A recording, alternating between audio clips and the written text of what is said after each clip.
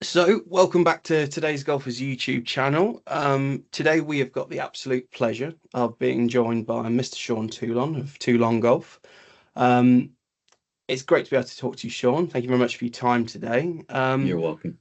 We've obviously got some ground to cover with some questions, but I think probably the easiest way to get started is let's talk a little bit about current product line. Now, you've been very kind to send me out one of the new putters, which I have in San Diego, and Great. it is. I mean, they were pretty before. I had a 22 edition of the Toulon line, but the chocolate finish, it looks absolutely incredible. A little bit of a different sound to this one compared to mine, but Right. it's something I like.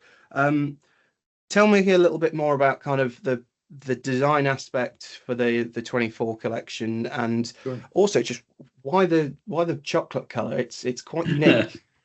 Thank you. Well, thanks for the kind words, first of all, Lewis. What we in designing the 24 line, we really focused on um, three things. Um, One was sound and feel. Um, and we felt like um, we could make some improvements over what we had done in the past. Um, Sound and feel is just such an important part of putting and being able to kind of calibrate your distance control and just the whole experience, right? So we believe that, and the difference in sound that we wanted is we wanted a little bit more of a little bit more audio feedback than perhaps we did before with the deep diamond mill, which we love that pattern, but it tends to be a little quieter. So we wanted to bring the feedback up a little bit more, and we wanted to make the sound a little deeper, a little bit. It just feels a little richer. So that was had a lot to do with the different shapes that we did, but especially the milling pattern has a pretty big impact on that. So we went with this double fly cut that's kind of done in a middle depth, so not real shallow. If we make it shallower, it does tend to get a little clickier. The ball would come off maybe just a smidge faster. So we were sort of looking for a sweet spot, which that was about 5 or 6 prototypes in is when we really focused on what we have and kind of honed in on that one. So sound and feel was really important. The look, over the years, I used to always think that I'm a big fan of Scotty's work, Scotty Cameron's work, and I used to always think, I don't really know that you can make a putter, a blade in particular, more beautiful than what he does. And that would be a compliment at the highest level from me. Uh, and then with the team here, we just started thinking like, well, damn it, we should at least try, right? And if you were going to do that, what would you do differently? So we really dug into milling techniques, which has a lot to do with the speed at which you mill and the feed and how fast all of that happens. And we started working on some different ideas, specifically in Japan, where if we could go really, really slow, and um, on both the speed and the feed of the machines as we're doing the CNC work, we could begin to really get a different level of finish quality, um, which is really cool. The bad news is when it's on a machine for much longer, time is money, right? So as you start to do this, the price points begin to change a little bit. But I said early on to the group, let's not worry about the price. Let's worry about, can we make what we believe are the most beautiful milled putters in the world, and we'll deal with the outcome after that, and we'll decide if it's worth it or not. So um, when we started to do these things specifically in Japan and the Japanese golfer and the Japanese marketplace, um, the quality level is held to a different standard than it is in other parts of the world, and it's just cultural, right? So we thought if we could create the most beautiful milled putters in the world, really as looked through the eyes of a Japanese golf aficionado, my guess is that would play well across the world. Whether or not people love the price point or not, that would be different. But if you could really truly make it more beautiful, what would that look like? And that's what we came up with. And as we anticipated, they don't come with a low price point for sure, but we just felt like it was a separator. And in the end, we think we can make them more beautiful than the guy who's done an amazing job forever, right? And then when we started looking at a different level of finish and a different color, and a different depth that we could get because of this milling technique that we use, which we just call slow milled. They just took on a totally different personality and a totally different kind of emotional vibe. And anyways, it's a long answer to your question, but I think it's awesome. And then the final thing is, what can we do to make them perform at a higher level? And that was all about trying to get the CG closer to the face and protect ball speed more when you mishit it and things like that. But what we really thought we could bring to the table was just a higher level of visceral impact, which I think we did. Yeah, absolutely. I mean, it's interesting you say about the Japanese market, and you've obviously got Toru involved with Toulon Golf now, who I imagine has been essential in trying to understand more about the Asian marketplace as well. Very, yeah. He's been great. Yeah. No, it is obviously a fantastic looking putter. I've only really had a few sessions with it so far, but it's already outstanding. It's definitely going in the bag. It's just now a question of whether I can be bothered to take the shaft out of mine and switch it over, or just stick with your finish. But it's a very good looking one. Obviously, it's a family affair. It is. How do you guys spend every day not having an argument with each other? Because I know from experience with my dad, I would not be able to work with him. But how do you guys get on as a family unit? We argue every day, sometimes vehemently, but it's always passionate, and it's always about how do we make things better.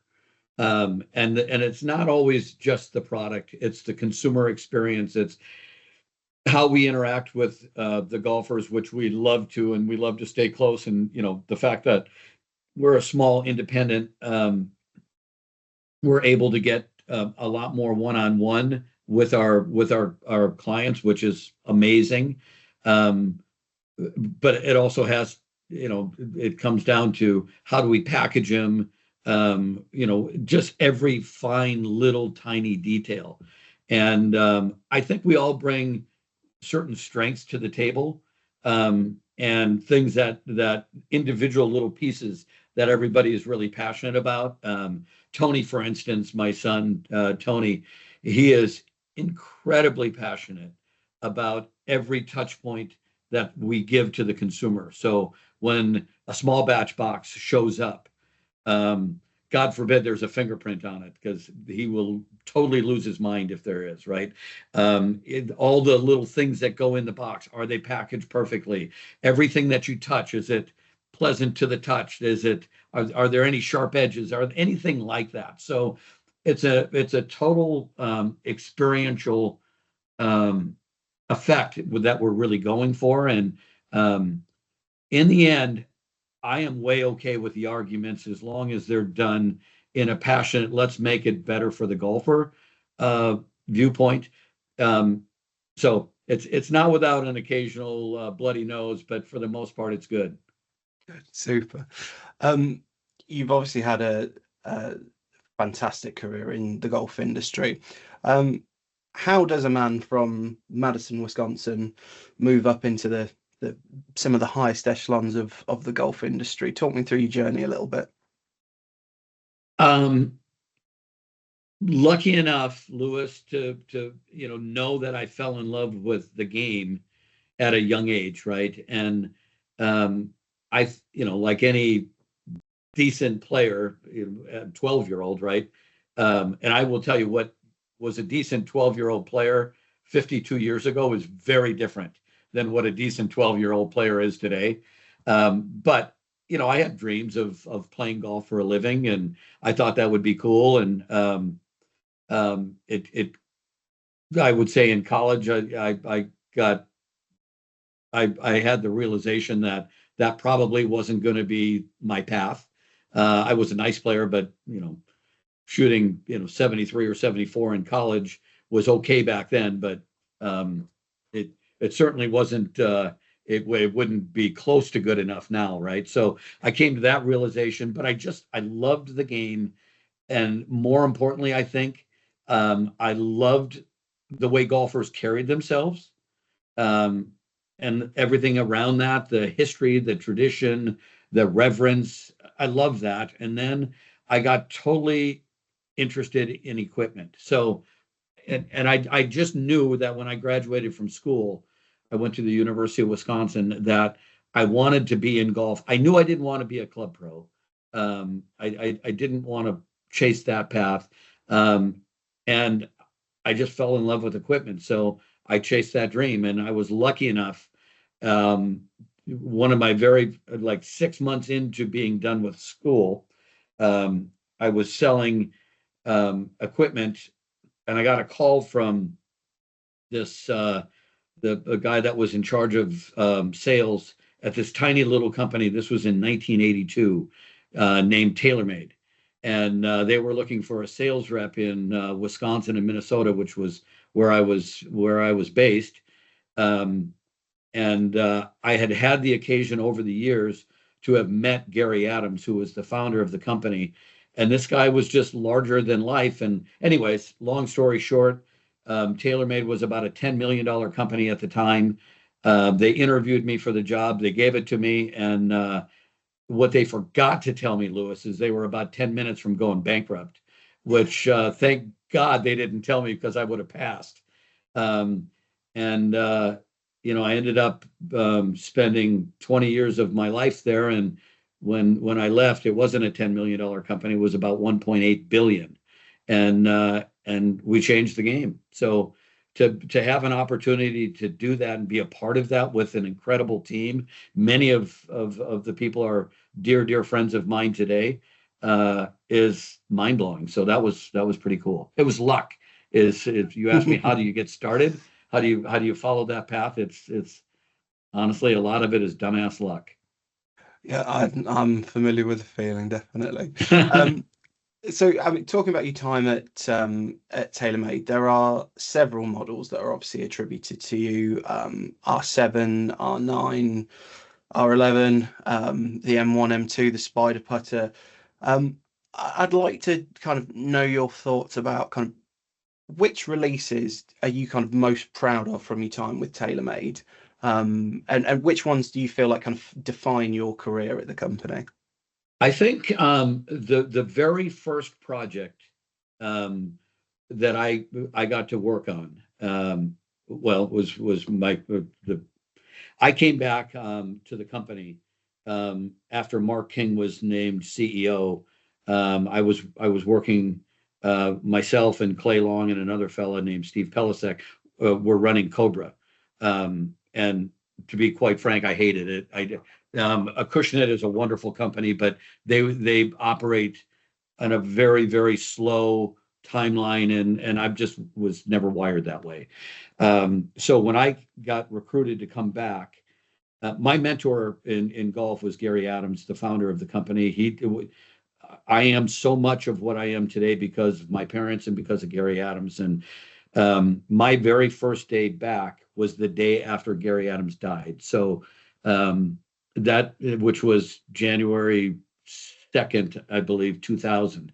And I'm a big believer in fate, and I believe that my role at the company was to keep his spirit alive, and that was about being curious, new ideas, new thinking, innovating, and if people said it couldn't be done, it was like, the hell it can't be, right? And so the first project that we were that I worked on was 300 series, and when I got there, they had been working on this new concept that was called NCC, New Club Concept, and it was really kind of a fitting philosophy which I had a lot of responsibility, or I had a lot of experience with, because I had founded Zevo Golf, which was, one of the premier custom fitted club companies back in the early 90s, right? So I knew a lot about that and sort of how golfers interact. And um, so they had an interesting concept that they had been working on, but it was, in my opinion, it was a mess. It was a little of this,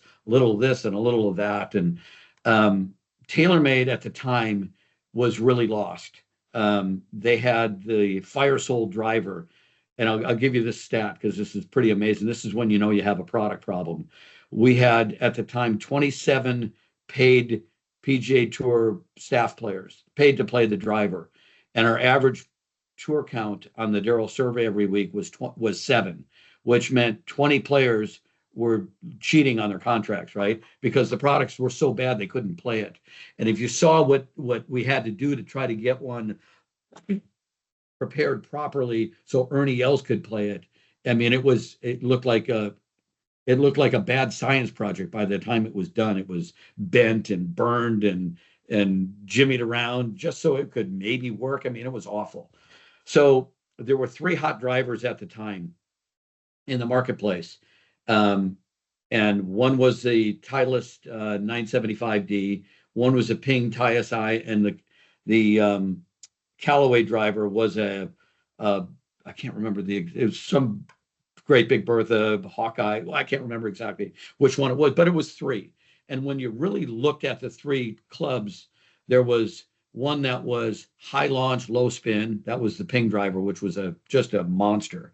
There was the 975D, which was kind of a low launch, low spin. And we didn't really know anything about launch angles and spin rates because this was all pre-TrackMan, right? And then the Callaway driver which was the type of driver that Ernie needed, and like Jim Furyk was sort of a mid-launch, higher spin club. So we looked at those, and I said, I think this new club concept, what we need is, everybody was expecting us to come with a new driver. And what the 300 series was how do we improve the 975D? How do we improve the Ping driver? And how do we improve the Callaway driver? And we put these things together along with some of these ideas that they had under this new club concept, and said, we're gonna out Titleist, we're gonna out Ping, and we're gonna out Callaway. And that became the 300 series driver. And the idea was one driver fits nobody. And that if you really looked at these buckets, there were big buckets of players, both on the tours around the world, but especially in the marketplace.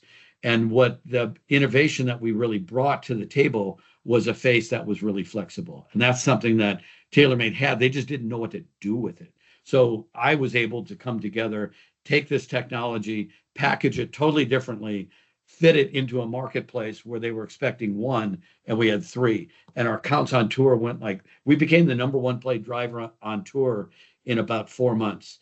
And it just totally changed the trajectory of the company. But more important, Louis, it changed the belief that we could do great things. So that was the first one. This next one, I won't take as much time on, but I wrote the product plan for the 300 series. I remember to the date on January 11th. So on my 5th day in the office, right? That where one driver fits none, and that a given driver is capable of producing one set of launch conditions. What's up, right? So, and you need more than one. And I remember writing that note down or typing it on my computer. A driver is capable of producing one set of launch conditions. And the light bulb moment was, well, what if it wasn't? What if it could produce more than one? And in order to do that, you'd have to be able to move the CG. And if you were going to be able to move the CG, you were going to have to change weight. And that moment became the very beginning, well before we launched 300 series, we started to work on the R7.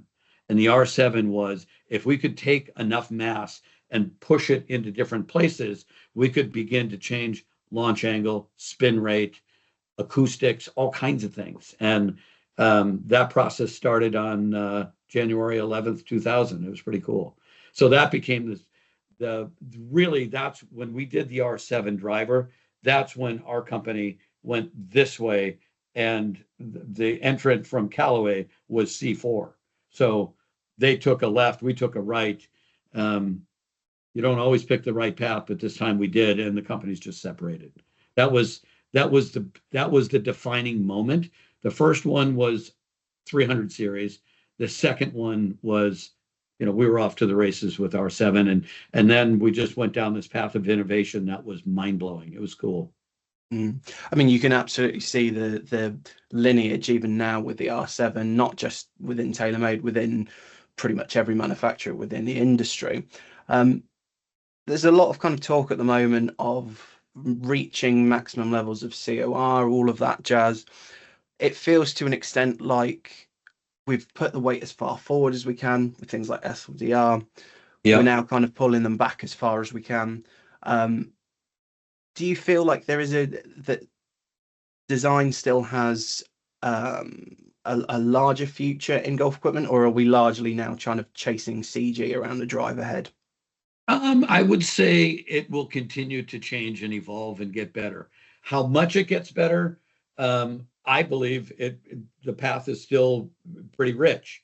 And there are just things now that you can do with AI, for instance. And I think what Callaway is doing with AI is amazing. And how they're using AI is so different than how everybody else is doing it.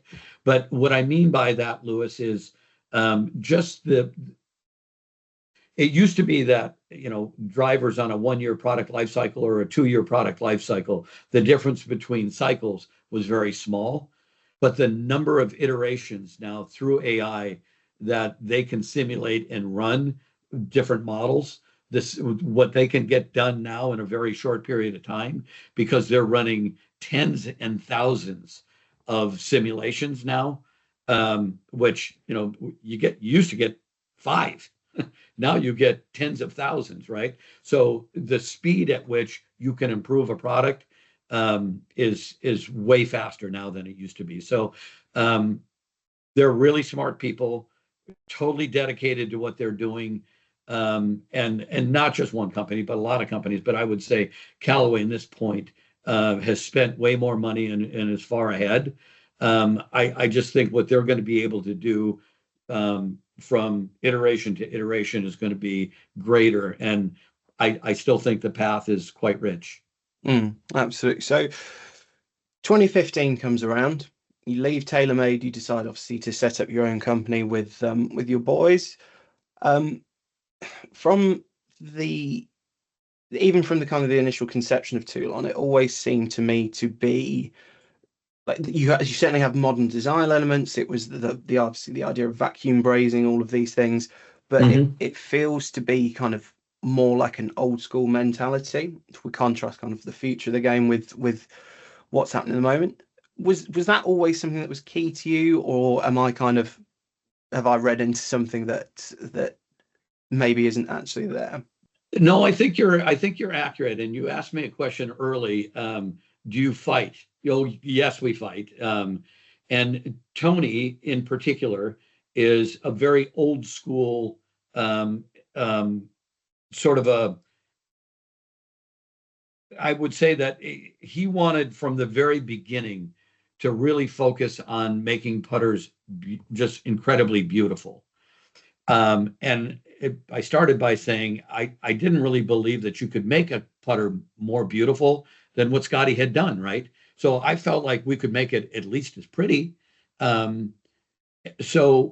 I really felt like early on, and I'm just coming from TaylorMade, right? So my mindset was around innovation and pushing the envelope and what can you do to make it really perform differently.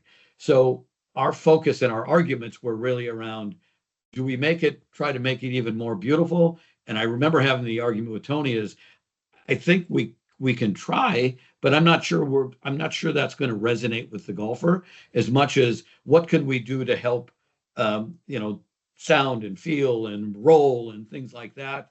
And his argument was, I'm not sure we can make that different enough, really.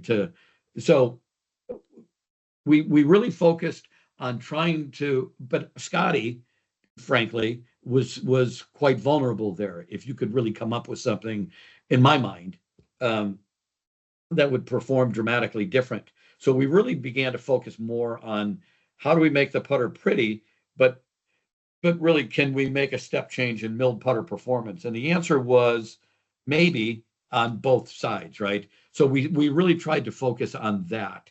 And to be quite frank, in 2015, I think we did a nice job, but I think we fell short on making the product as beautiful as we could, and I think we fell short on really moving the performance paradigm far enough, right? So I think we did a really nice product, and we tackled some things like brazing that were incredibly difficult and probably not worth it in the long run. So you always make some calculated decisions and risks, and some turn out to be smarter than others. We learned. Mm-hmm. So a year and a half later, 2016 comes around.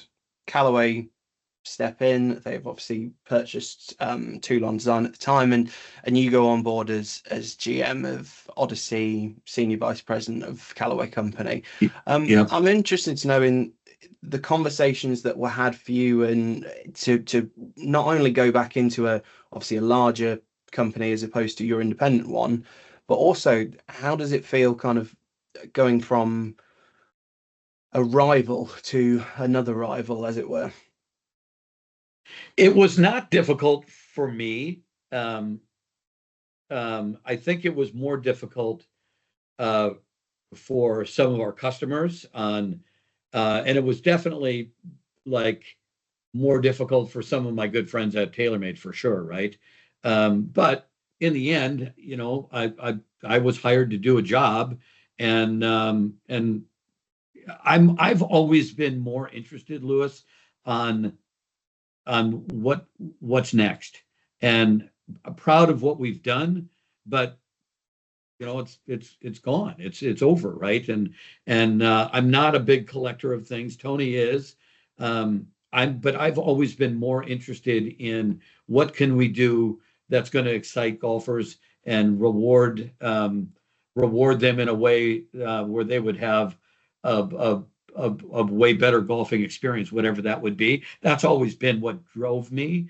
And when I started talking with Harry Arnett, who was a good friend, and Chip Brewer, who I knew, but I didn't know well, about joining Callaway and what I felt like we could bring to the table, both with our small little team at Toulon to help Odyssey, because I think Odyssey at the time was not in a great place and it was going the wrong way, but also what I could help bring to the industrial design and the line architecture of all of the Callaway products. It was pretty appealing, and I still got a chance to work with the boys, so that was pretty cool.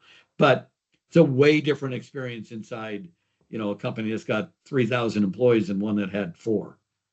And quite frankly, 4 is more fun. Super, that's fine. Obviously, we're now back running the family business after spending a lot of time with Callaway, with the Odyssey department. Obviously, they've learned a lot from you. What do you feel like you've learned from going into, because Odyssey, obviously, the biggest putter manufacturer on the planet from a tour perspective, from a retail perspective. What have you learned going back into the world of independent putter design, do you feel, from your experience there? Yeah. One of the things that I would say, what I really tried to do when I was running Odyssey was to make the brand more premium, to really impact the product, to make it sort of less utilitarian and more beautiful. And because I think putters should be that way. And they always had a commitment to innovation, which I think was stale, to be quite frank, but that was important to them, and that's their roots, right? But I thought we could make the products perform at the highest level, even improve that, and make the products dramatically more beautiful. And so we endeavored to do that. And in the end, um, it's really hard to move a brand from what it had been to what you want it to be. Um, and that was my path there for almost 8 years. And we got the brand back growing into a wonderful place, and very proud of the work that we all did there. And I think we left it in a way better place than we found it. So that I love that. But I think what I learned as much as anything is, brands are living, breathing little human beings, right? And after a brand has been what it had been for 30 years, it's going to kind of be that, right? And so I guess my biggest takeaway is, you can try to tweak it, but you probably can't really change it. So coming back to Toulon, Toulon, when it was under the Odyssey umbrella, really didn't get much attention. And for good reason. Odyssey was, I don't want to call it broken, Lewis, but it wasn't as healthy as it needed to be. So the focus was really on that. And it's just such a loved brand, Odyssey, throughout the whole Callaway ecosystem, that Toulon was always looked at as sort of this competitive thing, which was not right in my opinion. But that's where big company politics are there, and thoughts and things, and I get all of that. So Toulon, for the most part, was sort of mothballed there, which was good and bad. The good part of it is it really never changed in its ethos, right? And what it that we could make the most exquisite milled putters in the world, and we could do them now and bring some innovation and some performance to it in a cool way. So as we came back and peeled it back out and became an independent again, that part of the brand was still there. It needed lots of love. It needed lots of attention, that I think only our little group was really willing to give it. So to get it kind of energized and reactivated, it was something that we felt like we were going to be able to do. And 1 year into it, I would say that it's been 100-hour work weeks by all of us, and I mean that. But we're making nice progress, so I'm very proud of what we've been able to do. Super. So I'd like to kind of talk about the design aspects of Mhm. the current series, and particularly where you've talked about weight being moved on the blades kind of out towards the sides, the perimeters, but it's still forward weighted, right? As golfers, we're taught now that like forgiveness is what we need. You need to pull center of gravity as far back as possible. Could you talk a little bit about why you feel it's important to, well, forgiveness is still there in the line, why it's maybe not, the weighting isn't put in a way that most golfers might expect it to be? Yeah, well, it's a great question, Lewis, because I think the thinking was always weight needs to go to the sides, right, to the toe and the heel, and as far back as you can. The problem with that, with a putter, when you have rear CGs, the putter wants to actually open up on the way back, but it takes a lot of force for a golfer to then get it back to square at impact. So there's torque, which is a pretty trendy thing to talk about now in putters. Um, so when you get the CG all the way further back, you can begin to impact the inertia, but not near as much as you might think. And then what happens if you have start line problems, or you begin to get inconsistencies with how much rotation the golfer actually needs to apply back to the putter. And then secondly, when you can get weight further out, the biggest impact on inertia in a putter is the length of the blade. And if the blade length can get longer and longer and longer, and the weight is more out towards the toe and the heel, your inertia starts to go up. I'll let you in on a which I'm sure golfers are going to go like, what? But the most forgiving putter that we have in our line isn't a mallet, it's a blade. And it's our New York City, right? So that blade length is a little bit longer. It still is like a little over 4.5 inches, but the weight is very far out. That's well over 5,000. And then if you start to work with like a heavy spec, it almost gets close to touching 6,000. So it's much more important to get the weight further away from the center than it is to get it further back. And you can do that in a bunch of different designs. So I think that will catch a lot of golfers sort of by surprise, but it's really the truth. So and the other part that you can get is when you get the weight further towards the front of the putter, the ball speed robustness or the amount of ball speed you lose on toe and heel hits goes way down. So it sounds better, it feels better. The rotation part of it is way simpler, way more consistent, and now the ball speed is way more consistent. So your performance envelope just gets pushed higher. Mhm. I think it's an interesting point for sure, and I mean, like I said, my history is as a fitter and club builder, and Yep. it's always been interesting noticing the difference between what should be a more forgiving putter, which doesn't ever seem to work for me personally, versus installing these low torque shafts into a head that should work, like the San Diego, for instance. So Right. it's just interesting to see. Ignore my doorbell if you've heard it at all. It's just a delivery man. All good. So one of the things you guys are obviously known for is the small batch. Mhm. I'd like to know a little bit more if is there a bank of ideas that you guys have and you're just you're waiting for the right opportunity, or is this something that comes up? I mean, the Carbonetti stuff is it's staggeringly good looking, obviously. Thank you. The I'm a massive Arnold Palmer fan, so the Latrobe always Yeah. catches my eye as well. But is there something that you're waiting on the right opportunity, or is it more just whatever happens to come to mind at the time? It's an awesome question. It's an amazingly fun part of our business because it's really about creativity and different things that you can do, um, different materials, different finishes, different designs. The one that we're going to launch here in about 2 weeks might be the single most beautiful putter I've ever seen in my life. It's it's amazing. So to be able to work on these things with the group is it really defines who we are as a brand because it's so soulful, it's so in touch with the game.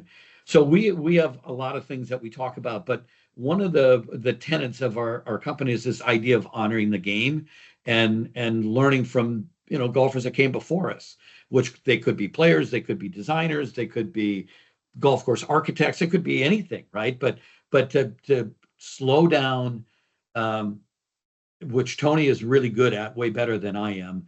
But slow down, dig deep, and find these cool little hidden nuggets, like the Carbonetti, right? The last Carbonetti was, that was called Meadow Club, which is the very first golf course that Dr. Mackenzie designed in North America before he went on to do Cypress and Augusta and all the great golf courses that he did. But that sole plate on the bottom is actually a tree from the golf course that came down in one of the renovations. And I mean, it's just that we gave to our good friend Jimmy Carbonetti, and he turned it into a piece that will last forever, hopefully. It's just super super cool. So I just think that those ideas they come from all over the place. Some of them are well planned out, and others are, over a cup of coffee or a glass of wine, and it's like, what about this or what about that or what about it they take on their own lives. So it's one of the really cool things that we get to do that I think really does separate the heart and soul of our little company from our competitors. Super. Just moving on to our last couple here. We've talked about where you see the future of equipment design possibly going to, with changes like the ball change and where the R&A and the USGA have obviously talked about where they might be looking at driver design. What do you feel like the biggest hindrances are for the future of the game? Not necessarily just from equipment space, but from participation, even from media. You've obviously got Live PGA. What are your thoughts on where we'll see ourselves in 5, 10 years' time? I hope. I think they goofed with the golf ball. I think what they should have done, because the game really is bifurcated anyways, is they should then, if they're that worried about it, then let the elite golfers, and we'll have to define, what elite is and at what stage do you become elite. But the game is so different now. I'm a 64-year-old guy that, downhill with the wind, if I jumped out of a speeding car, I maybe can get my club head speed up to close to 100 miles an hour, right? So my ball speed's in the 140s. Let me play with whatever the heck I want to play with, right? And I get that Bryson should probably play with something different. So I think they should have bifurcated. And I think if they could do that, it would free up the manufacturers to really help people that need help to play golf at a more enjoyable level. I would hope that it would get to that level and let it be what it's going to be. And I know this is not a popular opinion, but if they were so worried about golf courses that would be obsoleted by the modern athlete, which now they're all modern athletes, and we can thank Tiger for many things, and that's one of them. Then let's build new great golf courses, right? And that doesn't mean St. Andrews can't be St. Andrews, and Pine Valley can't be Pine Valley, and Augusta can't be. But things change, and I just think we should embrace forward thinking, and hopefully we'll be able to do that. And that means that in order to do that and protect some of the classic beautiful golf courses, then let's do it through bifurcation and let those players play the way that the governing bodies wishes they would. But I'm for letting things evolve. So that's obviously the golf game on a larger scale. Bringing it into the personal, then what's the future for Toulon Golf as an entity, and what's the future look like for you, do you feel, in golf? Yeah, I think for us, what we would like to become would be the most exquisite, beautiful, and authentic boutique golf brand in the world. And I think we can do that. And you'll notice I didn't say just putters, right? So our mindset is, how could we take the mindset of a milled putter master craftsman and apply that to other things in golf, which could be apparel, it could be accessories, it could be wedges, it could be irons, it could be God knows what, right? But if we attack everything through that lens, what would it look like? And that's sort of the path that we're marching down. And so taking our formula, which is really, our formula is really what you asked about earlier, which is small batch. How do we take that mindset and apply it to things that we think golfers would love? And what could that be? So that's kind of the path we're marching down, and we're going to take our time on that to make sure that when we do it, Lewis, we do it exceptionally well and not rush things out. So we've got lots of cool things that we're developing and in a lot of cases now testing. And I don't really have a timeline on when some of this new stuff might come out, but I think when we do, I think it's going to surprise and delight. And we won't do anything in massive quantities because we have a very, very simple business plan. It's 6 words, which is always new, always cool, and always rare. So we don't want to make tons of anything. We don't make thousands of anything.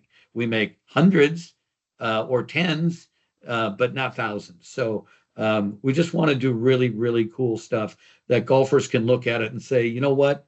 These guys really know what the hell they're doing. And if in the end, that's sort of the praise that gets lobbed our way, I'll feel very, very proud. Mm. Yeah, yeah, a great aspiration, absolutely. I think then, just to finish off, on a personal level, when are we seeing a left-handed small batch come out? Um, so that is something, as soon as we launch one, I don't know how many of you there are in the world, Louis, but the very first thing whenever we do a teaser is the first comment on Instagram. Oh my gosh, that's fire! No lefties, right? So that's an expensive proposition for us, but we're going to attack it. So I don't. If I gave you a date right now, it would be like Elon Musk probably promising the cyber taxi and missing it by 4 years. It's going to happen, and it's going to happen sooner rather than later. And we won't do a lot of them. We don't have any idea how big the market is, but I think we owe it to the left-handed community out there. I don't know how many there are, but they certainly are vocal, and we want to take care of them. So I would say you will definitely see some in our 2025 lineup. Perfect. Well, I look forward to seeing it, definitely. Yeah. Yeah. The final question then is something that we finish on at the moment. There's obviously quite the exhibition match coming up between Brooks Bryson, Rory and Scotty. Who's your money on?